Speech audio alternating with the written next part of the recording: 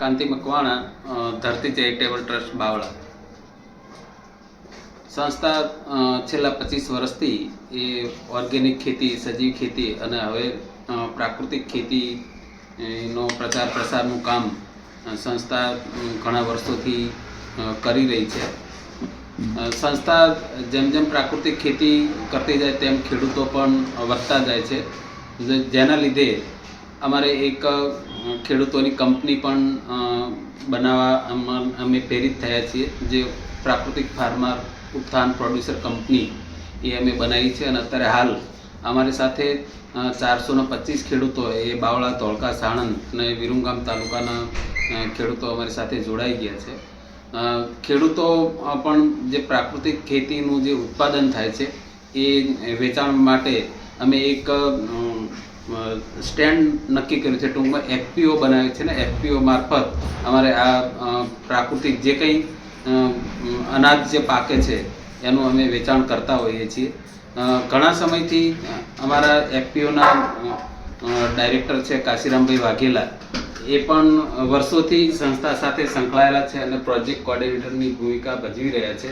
તે ખાસ કરીને ડાંગરના નિષ્ણાંત કહેવાય તો કહી શકાય એવા ડાંગરના નિષ્ણાંત આપણે કાશીરામભાઈને જ મળીએ કે ડાંગર વિશેની એ ચોખા વિશેની વિશેષ માહિતી આપશે. કાશીરામ, નમસ્કાર.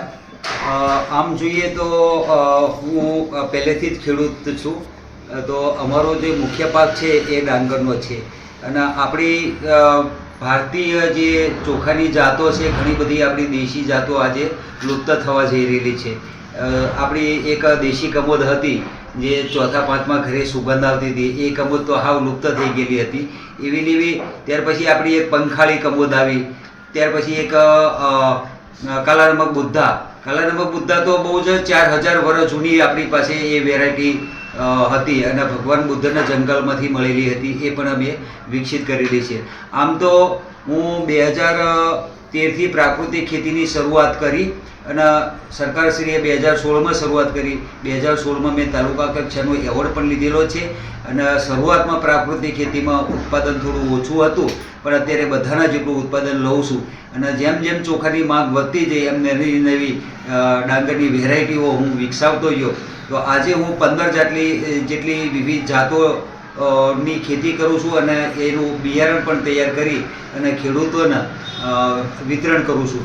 તો આજે મારી પાસે જોઈએ તો કાલાનમક બુદ્ધા એ વેરાયટી છે. અને કાલાનમક બુદ્ધાની ખાસ એ ખાસિયત છે કે ભારતની જે આપણી 9000 જેટલી વેરાયટીઓ છે, કોઈ ડાંગરમાં પ્રોટીન નથી, તો આમાં ભરપૂર માત્રામાં પ્રોટીન છે. ત્યાર પછી કાલાનમક બુદ્ધાની અંદર ઝીંક એ 4 ગણું છે. જેના હાડકાના દુખાવા થતા હોય એના માટે ઝીંક એ શરીરમાં સારામાં સારું કામ આપતું હોય છે.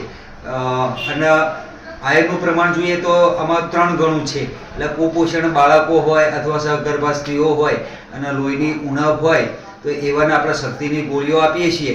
એની જગ્યાએ આના ખીચડી કા ભાત ખવડાવીએ તો એના શરીરમાં લોહી પૂરતું પ્રમાણમાં થઈ જતું હોય છે.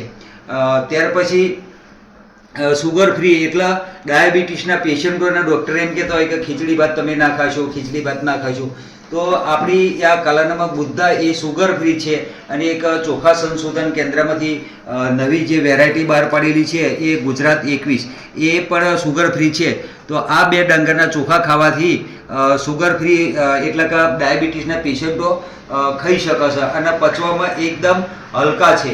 એટલે ખાવામાં પણ સુપાચ્ય છે અને કૃષ્ણ કમોદ કરતાં પણ વધુ આમાં ખુશ્બુ આવેલી છે. કૃષ્ણ કમોદની ખુશ્બુ જોઈએ તો આજે એટલી બધી નથી હોતી. અને આજે જે બજારમાં રાસાયણિક કમોદની વાત કરીએ તો રાસાયણિક કમોદની અંદર પણ આવા ચાઇનીઝ એસન્સ છાંટવામાં આવતો, એટલે જ ખાલી ચોખા નાક અડાડો અને તમને સુગંધ આવે, પણ જ્યારે રાંધો ત્યારે એની ખુશ્બુ ના હોય. તો અસલ ચોખા તમારે જોઈતા હોય તો અમારા પ્રાકૃતિક ઉત્થાન ફાર્મર પ્રોડ્યુસર કંપનીના ખેડૂતોના આ વખતે અમે કાલાનમક બુદ્ધા અને કૃષ્ણ કમોદ, પછી ગુજરાત 14 સુગંધિત વેરાયટી છે, જે કૃષ્ણ કમોદ જેટલી એમાં સુગંધ છે. તો એ GR14 પણ અમારી પાસેથી મળશે. ત્યાર પછી ભારતની જે 9000 વેરાયટીઓ છે એમાં પહેલો નંબર 1121 બાસમતીનો આવે અને બીજો નંબર 1509.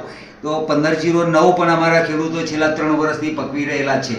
તો અમારા જે કાલાનામક બુદ્ધા ચોખાના આ જે ભાવ ગયા વર્ષે મેં 1 વીઘામાં કરેલી હતી, તો એ ચોખા મારા 350 રૂપિયા ઘેર બેઠા 4 દિવસમાં સ્ટોક પૂરો થયેલો હતો અને કૃષ્ણ કમોદ મારે 150 મણ થઈ હતી, તો એ ચોખા મારા 280 રૂપિયા કિલો વેચાણ હતા. પણ ચાલુ વર્ષે વરસાદ વધુ થયો અને ઉત્પાદન બહુ ઓછું થયું અને ખેડૂતોને ઘણી બધી મુશ્કેલીઓનો સામનો કરવો પડેલો છે, એટલે ઉત્પાદન બહુ જ ઓછું રહેલું છે. જેથી કરીને આ વખતે કાલાનામક બુદ્ધાના ભાવ અમે 380 રૂપિયા મૂકેલા છે અને કૃષ્ણ કમોદના ભાવ એ 350 રૂપિયા મૂકેલા છે અને દેહરાદૂન બાસમતી જે ચોખા છે એ અમે 250 રૂપિયા ભાવ મૂકેલો છે. અને આ બધા જ અમારા પ્રાકૃતિક રીતે આજે બજારમાં તમે ચોખા લેવા જાઓ તો એકદમ વ્હાઈટ ચોખા આપણને જોવા મળતા હોય છે. તો વ્હાઈટ ચોખાની અંદર વિટામિન બી એ ઉપરનું પડ કાઢી નાખતા હોય, ઉપરના પડની અંદર વિટામિન બી એ પુષ્કળ પ્રમાણમાં હોય. તો આ રાઈસ મિલવાળા જાણી જોઈને ઘસીને એમનો જે નફો છે એ પોલીસ કુસ્કીમાં હોય એટલે એ વ્હાઈટ ચોખા કરી નાખતા હોય છે. તો અમે એકદમ ઓછી પોલીસવાળા એટલે મેલા ઘેલા દેખાતા હોય એવા ચોખા અમારી પાસે, એટલે પોલીસ વગરના ચોખા એ અમારી પાસે પ્રાકૃતિક રીતે, એટલે કોઈ પણ રાસાયણિક ખાતર કે દવા નાખ્યા વગર અમે તૈયાર કરેલા હોય છે. અમારો ખેડૂત જે પ્રાકૃતિક ખેતી એની શરૂઆત કરે ત્યારથી અમને એ જાણ કરી દે છે કે ભાઈ આ વખતે મેં 2 વીઘામાં કે 3 વીઘામાં ડાંગર કરી છે અથવા તો ઘઉં કર્યા છે.